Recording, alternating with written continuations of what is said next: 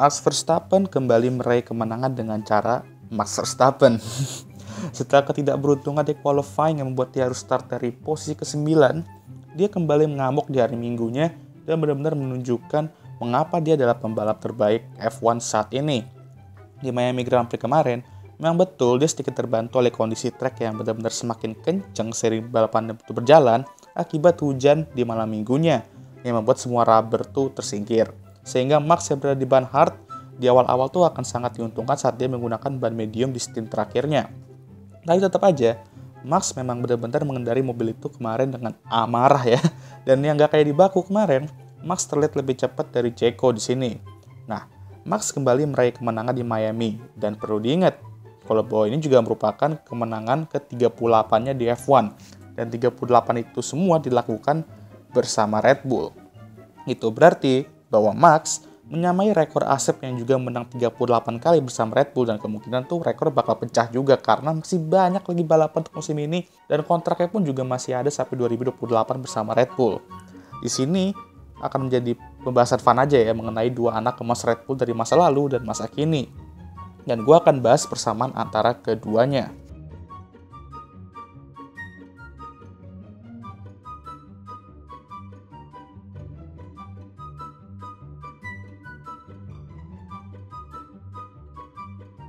Mari kita mulai dari Asep. Kita semua tahu bahwa Asep meraih kesuksesan di F1 bersama Red Bull.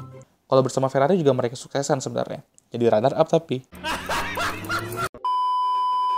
Kalau bersama Aston Martin juga sukses sih. Sukses bikin Nando full senyum di tahun ini tapi. Oke serius. Asep menjalani 6 musim bersama Red Bull untuk meraih 38 kemenangan tersebut. Asep sendiri juga merupakan salah satu pembalap yang emang meraih peak atau prime itu di usia yang cukup muda. Lagi pula, dia sampai saat ini merupakan juara dunia termuda dalam sejarah F1 dan begitu juga untuk 2 kali, 3 kali, dan 4 kali juara termuda sampai saat ini ya. Di usia 26 tahun aja, dia udah meraih 4 kali juara dunia. Dan di usia itu pun, Alan Prost yang merupakan juara dunia 4 kali juga belum meraih kemenangan satupun di F1. Di sini juga F1 sebenarnya mulai berubah ya, di mana pembalap yang lebih muda bakal tampil lebih bagus dan mantep lah dari yang lebih tua. Kalau dulu kan umur 35-an sampai 40 aja sebenarnya masih kuat-kuat aja kayak bersaing di depan. Ya ada Nando sih sekarang, tapi dia doang. Dulu mah 10 pembalap ada kali. Maybe ya. Balik ke Asep. Yang membuat dia mendominasi di F1 dulu ya sebenarnya cukup unik sih kalau menurut gua. Pembalap kalau udah nyetel mobilnya, dan kalau mobil itu juga kenceng sampai mendominasi, ya wajar kalau itu adalah kombinasi yang akan menjadi juara dunia nantinya. Tapi dengan Asep, ini sedikit berbeda. Dan ini bukan hanya sekedar nyetel doang, tapi dia tuh bener-bener satu dengan mobilnya. Kayak 2013 contohnya. Mobil RB9 bener-bener cocok sama gaya balapnya dan gak ada yang bisa menghentikannya cuy. Kalau gampangnya, RB9 sama Asep itu udah kayak Naruto sama Kurama lah.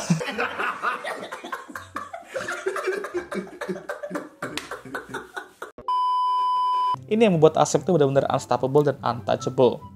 Namun ada masanya di mana dia emang harus bekerja lebih keras karena mobilnya itu nggak terlalu dominan. Contohnya ya kayak 2010 dan 2012. Tapi pada akhirnya, dia menunjukkan kualitasnya untuk menjadi juara dunia di musim itu, meskipun dengan mobil yang tidak mendominasi. Lalu ada juga saatnya dia membuat kesalahan-kesalahan, apalagi di masa-masa mudanya di mana dia masih belajar juga sampai bersaing untuk gelar Jordan bahkan ya kan. Eden emang ya, dalam masih belajar dan mematangkan diri di F1, di full musim kedua dan ketiganya udah bersaing untuk gelar juara dunia bersama pembalap-pembalap elit. Udah bagaikan kalau lu baru masuk kelas setelah libur panjang, habis itu besoknya udah ujian. Emang ada yang kayak gitu ya? Kalau ada sih Edan sih. Untuk Max, sebenarnya dia ini gimana ya? Kita semua tahu dia adalah calon juara dunia semenjak dia datang ke F1 di usia yang 17 tahun di 2015. Dan ketika dia memenangkan balapan pertamanya, di debutnya bersama Red Bull di tahun depannya di Spanish Grand Prix.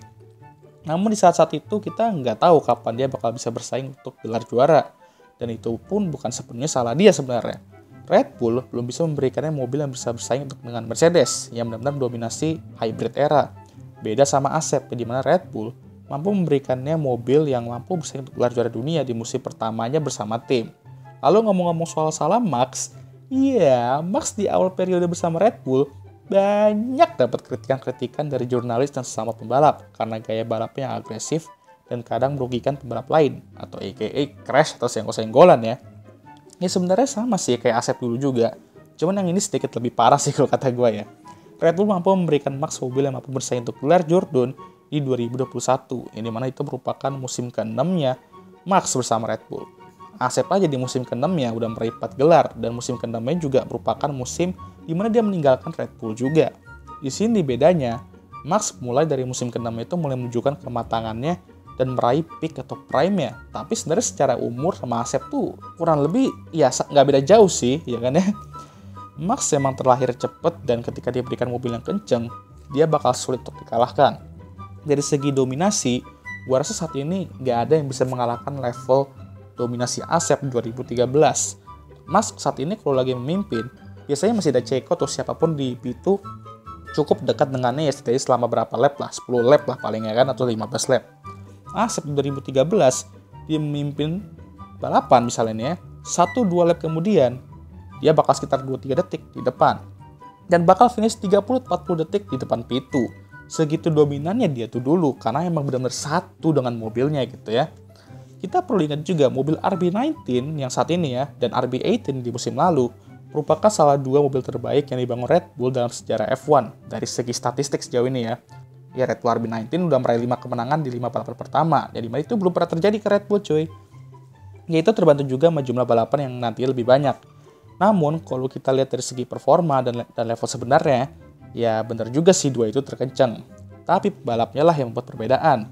Asep dengan RB9 itu benar-benar dua level di atas yang lain, termasuk rekan tim sendiri Mark Webber, yang dimana Mark Webber pun gak meraih P2 di standings di musim itu. Max dengan RB18 dan mungkin RB19 ya emang kenceng dan sulit untuk dikalahkan. Tapi Checo musim ini pun akhirnya bisa aja nih ya membuat Red Bull finish 1-2 di standings. Yang dimana kalau kalian juga gak tahu nih ya, Red Bull tuh gak pernah finish 1-2 di driver standing dalam sejarah mereka. Musim ini mungkin bisa jadi saatnya mereka meraih itu. Di sini gue nggak akan bahas siapa yang lebih jago di picknya, karena tentu mereka merupakan pembalap yang beda era, dan tentu kita nggak bisa ngejudge siapa yang lebih bagus di antara pembalap ini, pembalap itu kalau era mereka itu berbeda gitu ya. Sulit cuy, nggak bisa cuy, karena kita nggak pernah melihat mereka balapan satu sama lain di era peak atau prime-nya. Tapi persamaan mereka tuh sebenarnya cukup besar, sekitar 70% lah. Mereka juga memiliki keunikan sendiri di karir mereka yang buat mereka menjadi juara dunia. Red Bull edan sih emang ya. Memang benar-benar membuat dua banteng yang mengerikan coy dalam sejarah tim mereka. Max tentu akan menjadi pembalap terbaik Red Bull dalam segi statistik karena dia masih akan balapan bersama mereka sampai setidaknya 2028 seperti di kontrak. Bisa aja rekor 4 kali Jordan Asep pun juga bakal pecah. Tapi kalau nggak pecah justru gue kaget sih. Ya kali nanti kemungkinan bakal 13 musim bersama Red Bull, tapi secara statistik masih kalah sama yang berada di sana selama 6 musim ya kan. Kesimpulan ialah mereka itu sebenarnya memiliki kemiripan yang cukup besar. Tapi yang buat mereka berbeda adalah keunikan masing-masing. Asep ketika sudah menyetel satu dengan mobilnya, gue rasa nggak ada yang bisa mengalahkannya. Nggak ada coy.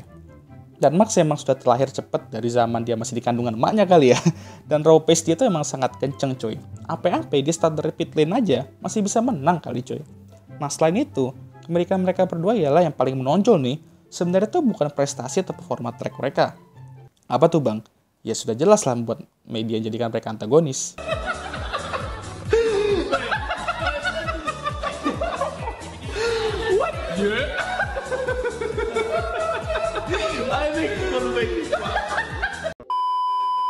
Oke lah, sekian video kali ini. Gimana menurut kalian? Apakah mereka tuh mirip atau mungkin ada perbedaan juga seperti gue bilang tadi? Sebenarnya ada sih kemiripan dan perbedaannya mereka berdua. Jadi tulis saja di kolom komentar pendapat kalian.